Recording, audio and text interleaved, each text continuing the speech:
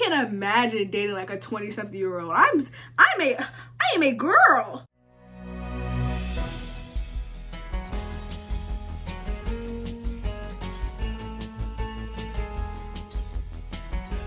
Hey guys, it's Sydney, and today I look crazy again. Nobody's shocked. Today, we are going to be talking about all the movies that I watched in April. I don't know what's going on with me. My brain is fried. This wrap is cutting into my frontal lobe, and I really feel the effect on me, okay? So the first movie we're going to be talking about is Boys in the Hood, which I watched April 11th. Boys in the Hood it's pretty good. Boys in the Hood and Menace to Society tend to be compared a lot. You can clearly see it's like a hood movie, you know. There's a clear way of it being compared. I liked both, but I feel like Boys in the Hood was way more serious than Menace to Society. I just feel like everybody just did a better job acting. In Menace to Society, I feel like they were just doing anything. Like, I still think of that hospital scene where old dude was laid out. Ah! Like Kendrick Lamar in that one video. But yeah, Boys in the Hood was pretty good. I give it 4 stars. I don't know exactly what I did not like about it. I just think it dragged. I think that's what it was. I feel like it dragged. I just feel like the pacing was off. Next I watched Anatomy of a Fall for an assignment. Let me pull up that assignment. Gosh darn dang it. Hey, if y'all didn't know, I have another blog called Sydney's Movie Night where I talk about other blogs and stuff like that. I made it for class, but I don't know if I'm gonna keep up with it. But for it, I wrote about Daniel, her son. Anatomy of a Fall really like messed me up. Like, it didn't mess me up, but it was like, did she do it? Did she do it? I do not know what to believe. I honestly don't know if I don't think he killed himself. I don't think he did. But I also don't think that Sandra killed him. Like, it could be very possible, like, but why would she kill the father of her son? It'll just make it harder for her. The thing is, if they move out of where they're at now after the fact, then she definitely killed him. Sorry. And like, she could probably use the excuse, I didn't want to be there. I didn't want to be stuck in the place where my husband killed himself. I see you. I see you. So I do kind of think she did it. But that blog post will be linked in the description if you want to read more. Next is New Jack City. Boring.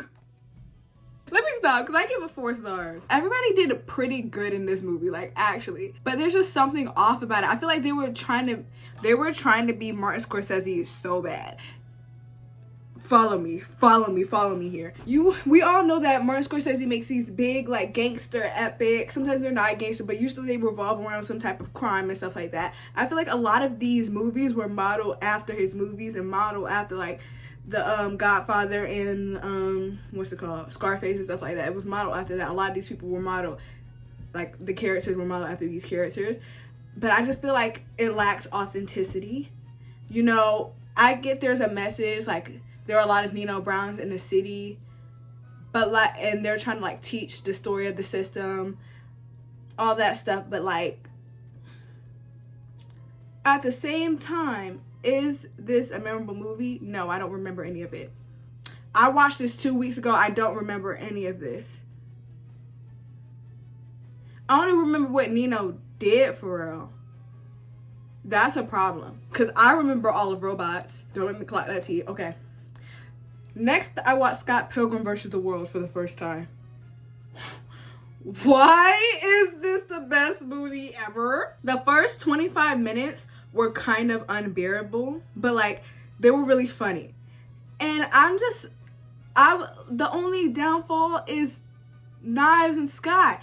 I'm glad that everybody was like, you're weird for dating this high school girl. You're like 40. He was 22. Like, you're very old and you're dating this high school girl. I can't imagine dating like a 20-something-year-old. I am a girl.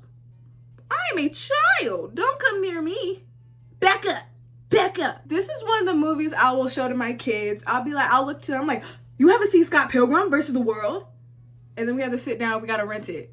Like, this is a movie that you'll pay to rent for your kids to see. I went on a Studio Ghibli kick But I didn't finish the other Studio Ghibli movie I was watching. But I want to make a whole Studio Ghibli video. I said that before. Spirited Away, I get it.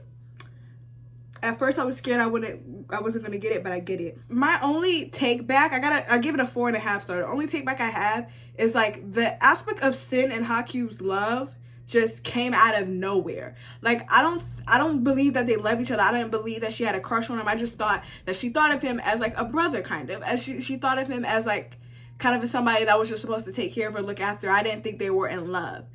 And they tried to make it seem like that at the end, and I was just like, what are you guys talking about? Like, you just made that up. This doesn't even make sense. The main character, Chihiro, which is also Sin, they did a good job of characterization and her character arc, because at first she really did act like a kid. Like, I feel like a common issue in a lot of these movies is that the kids don't act like kids until it's like the most inconvenient moment ever. From jump, she was acting like a kid. She was scared. She was whining. She was always complaining like a kid would, like she was really young. But as this movie progressed, she had to grow up and she had to learn how to take care of herself the same way that Haku did. Yeah, I feel like they did a really good job with that. It's my second favorite Studio Ghibli film so far. You know, my other one is Kiki's Delivery Service. I really love that one. Another movie I watched for class was Shattered Glass. If y'all did not know, I was taking like a journalism class. We watched this. Why can none of the people in this movie act, especially not the main character? What's going on? And this movie made me so angry. Like, I was literally in class like, come on. I was literally in class like, because I would be like,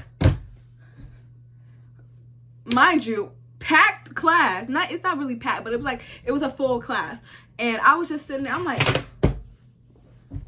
I'm mad. I'm like, okay, don't make me mad. And the blonde girl, I forgot her name. She really did it for me. She really made me mad, because why are you trying to be like, oh, you're only doing this to Steven because he chose the other editor? Shut up. He's playing you, the other editor, him, everybody in the New Republic, and you're stupid. You're stupid. You're stupid. Another movie I watched was Flight, which is another one I was going to write about, but I decided not to. Denzel Washington, when I first watched this, I was just like, when I first started it, I was just like, Denzel Washington in a movie like this is kind of strange. And then it took a left turn. I was like, oh, this is a Denzel Washington movie. The ginger woman, that's kind of my mother. I don't remember her name in the movie, but she's kind of mother. And I will always remember you, but just not your name. The next movie I watched was The Amazing Spider-Man. Why is this the best movie ever? Andrew Garfield, you're mine. A lot of people don't even regard these as the best Spider-Man movies. Like, these are like commonly said to be the worst. I just feel like Andrew Garfield was dealt a bad hand.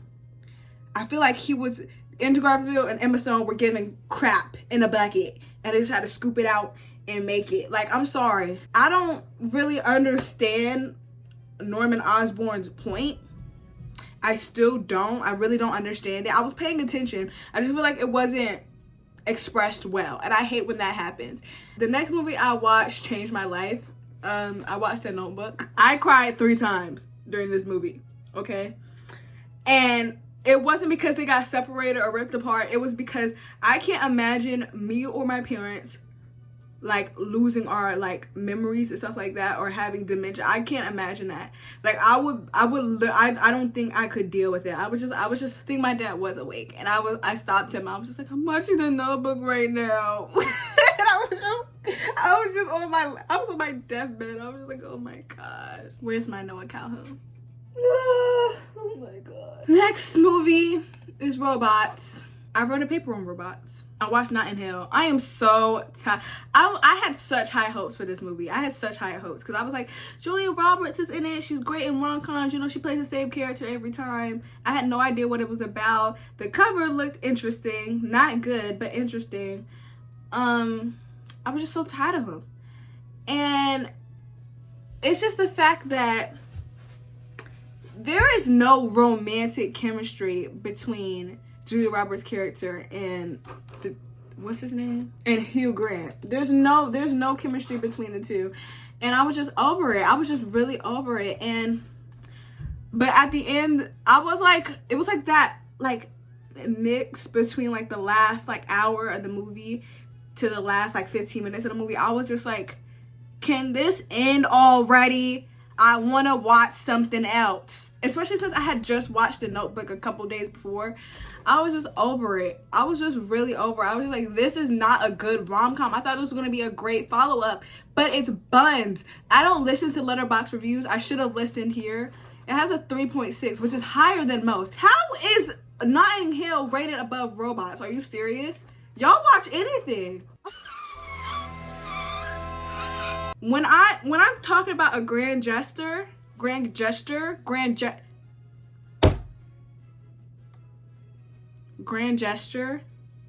talking about Notting Hill though. They ate that grand gesture up though. Next, I watched Beautiful Boy. Beautiful Boy was really underwhelming because I used to love this movie in 2020 during my 2020 Timothée Chalamet era. That's how we got the photo wall. But it just couldn't grab my attention this time. I was just waiting in and out of the movie. I was trying to focus, but it was too long and it was just too drawn out. And I was just over it.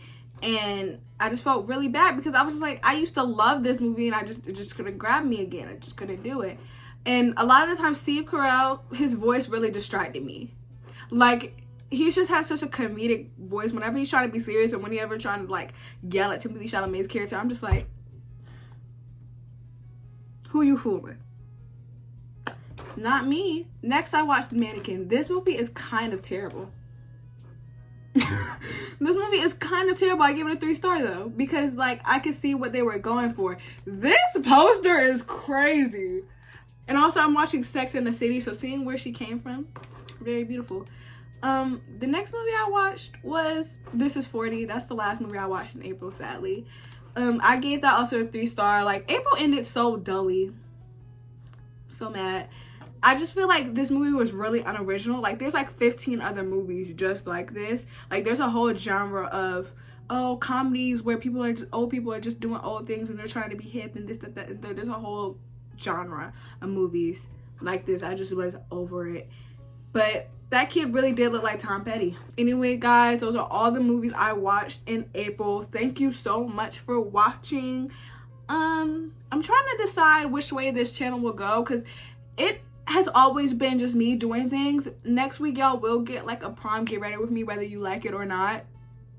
That's why I look like this, because prom is literally today, and I still wanted to get like a video out for y'all, even though I look crazy. Anyways, guys, that's all I had to say. Make sure you like, comment, and subscribe. If you're gonna watch any of the movies I talk about, please watch Robots, Scott Pilgrim, Anatomy of the Fall, or maybe The Notebook if you want to die. Well, bye guys!